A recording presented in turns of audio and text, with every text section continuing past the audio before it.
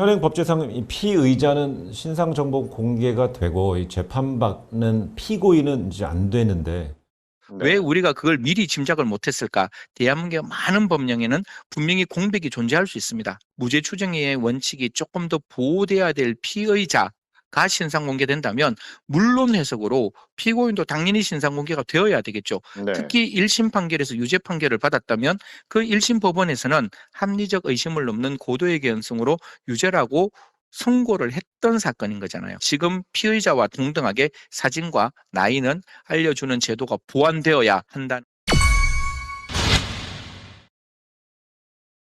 근데 현재는 그 법원 단계 넘어가서는 형이 확정된 이후에나 가능하게 돼 있지 않습니까?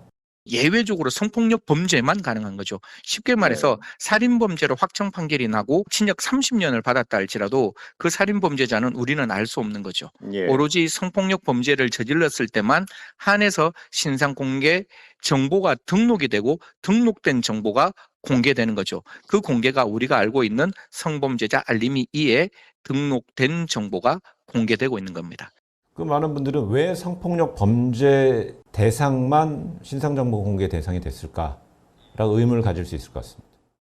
피의자의 신상 공개도 그것이 무죄 추정의 원칙에 반한다고 지금 피의자 신상 공개도 반대하시는 분들이 계십니다. 네. 그래서 그 부분을 조금이라도 축소하자는 목소리도 분명히 있어요. 네. 그렇기 때문에 피의자에 대한 신상 공개도 어려운데 그걸 피고인 단계까지 넘어서 신상 공개를 하자라고 이야기했으면 굉장히 큰 반대에 부딪혔을 거예요. 네. 그러다 보니까 국민들이 기본적으로 공분을 가지고 있는 또 재범의 위험성이 아주 높은 성범죄에 한해서는 국민들한테 알려줘야 국민들이 피할 수 있잖아요. 비교해서 다른 범죄는 과연 재범 위험성이 없는데도 확정 판결 이후에 신상 공개하는 게 과연 낙인을 찍는 오히려 불합리한 제도, 그 사람을 교화하는데 오히려 역행하는 게 아니냐라는 생각들이 있었을 거예요. 그런 생각들 때문에 피고인 단계에서는 유일하게 성폭력 범죄에 대해서만 신상 공개가 되어 있는 거고,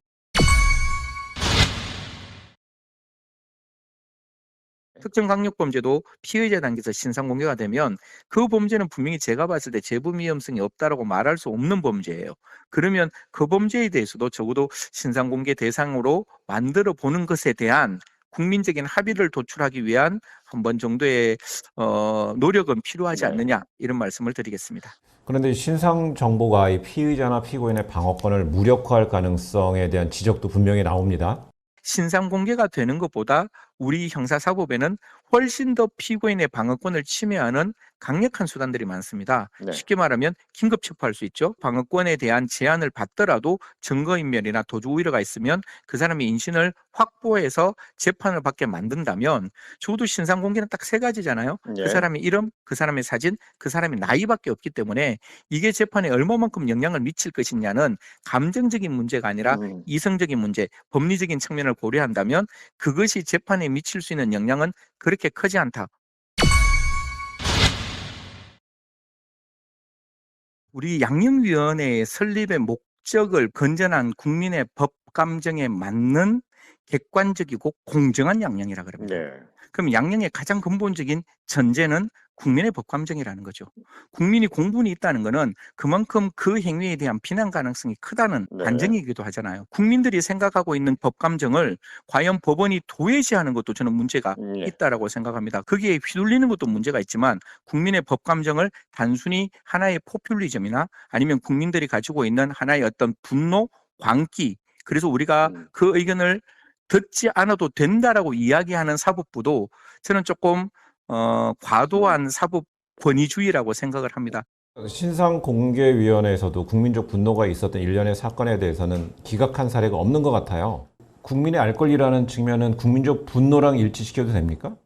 우리가 생각하고 있는 분노가 그 범죄와 관계없는 다른 분노라면 그거는 제외해야 되지만 지금까지 받는 분노는 다 정당한 분노라고 생각합니다. 정당한 분노 속에서 국민이 원한다면 저는 국민이 알 권리라고 생각합니다. 그래서 신상 공개하는 게 필요하다고 말씀드리겠습니다. 지금 대통령실까지 나서서 여성 대상 강력범죄자 신상 공개 확대 추진하고 있습니다. 핵심은 뭐가 돼야 된다고 보십니까?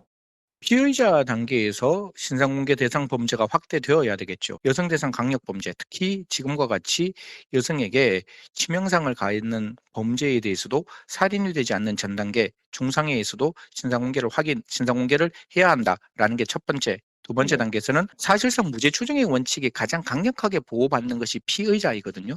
그런데 네. 피의자 단계에서 신상 공개가 된다면 그 무죄 추정의 원칙이 조금 더 희석화된 피고인 단계에서도 신상 공개 대상이 될 수 있는지를 따져볼 수 있는 제도 마련이 필요하다고 저는 생각하고 있습니다.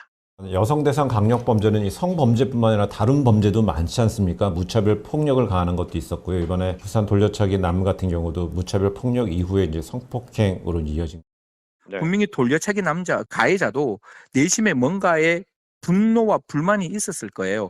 그래서 일면식도 없는 피해자에게 돌려차는 정말 흉악한 범죄를 저질렀는데 네. 우리는 범죄가 저질러진 외피만을 바라보는 거잖아요. 왜 이 사람이 피해자에게 왜 이런 공격을 했는지에 대한 생애사 연구는 전혀 없습니다. 그런 어떤 비정상적인 범죄에 대한 생애사 연구를 해서 이 사람들이 왜 피해자에게 이런 무차별적인 공격을 했느냐에 대한 열쇠는 찾을 수 있어요. 그런 유형을 연구하다 보면 뭔가 최대 공약수가 나오게 되거든요. 그런 부분에 대한 예방 정책이 반드시 만들어져야 된다. 부산 돌려차기 남에 대해서도 그 프로파일러들이 투입이 돼서 당연히 그 생애 연구도 좀 이루어지고 있다고 저는 보는데 아닙니까? 생애사 연구는 안 했는 것 같아요. 사이코패스 검사도 안 했는 것 같아요. 저는 요번에 반성문 보면 분명히 저는 사이코패스 정후가 있어요. 왜냐하면 예. 피해자에 대한 어떠한 연민도 없거든요. 예. 오로지 자기 자신의 범죄에 대한 정당화 이론만 내세우면 음. 그거야말로 사이코패스의 가장 대표적인 징후인데 왜 이 부분에 대해서는 이런 검토를 하지 않았을까라는 거죠. 여성 상대 이 무차별 폭행 사건, 강력 사건이 많지만 이 스토킹 사건도 끊이지 않고 있습니다. 이에 대한 법률의 어떤 추가적인 개정 움직임 필요성의 제기가 있습니까? 가장 큰 게 피해자의 의사에 반하여 처벌할 수 없는 반의사 불벌의 죄명을 삭제했고 전주환도 피해자를 찾아갔어요. 왜? 네. 반의사 불벌이 되면 처벌 안 하니까. 네. 그래서 니 때문에 내가 처벌받았다는 그 형태의 올가미를 씌우는 거거든요. 그런 측면에서 이 스토킹 당한 피해자가 좀 피할 수 있게끔 피할 공간을 마련하는 걸 규정한 게 이제 스토킹 피해자 보호법이 다음 달부터 시행이 되는데요. 현재 피해자용 임시거처 등을 마련해야 될 정부나 지자체 이 대응이 크게 부족한 게 아니냐는 지적이 있습니다. 피해자 입장에서는 왜 잘못이 없는 내가 나의 삶이 망가지는 임시 숙소 시설로 가야 되느냐에 대한 근본적인 생각을 합니다. 나의 삶을 온전히 보장받고 내가 출근할 수 있고 내가 퇴근할 수 있고 내가 저녁에 삶을 누릴 수 있는 온전한 나의 삶을 지켜달라는 거지 내가 그 모든 걸 포기하고 임시 숙소 시설로 가겠다라고 원하는 분들은 많지 않아요. 네. 국가가 너에게 임시 숙소를 무조건 주겠다 이런 의미가 아니라 피해자가 원하면 임시 숙소를 주고 피해자가 원하면 그 삶이 제대로 보장받을 수 있도록 네. 신변 보호 방법을 강구하는 게 저는 능동적인 형사 정책이라고 알겠습니다. 말씀드리겠습니다.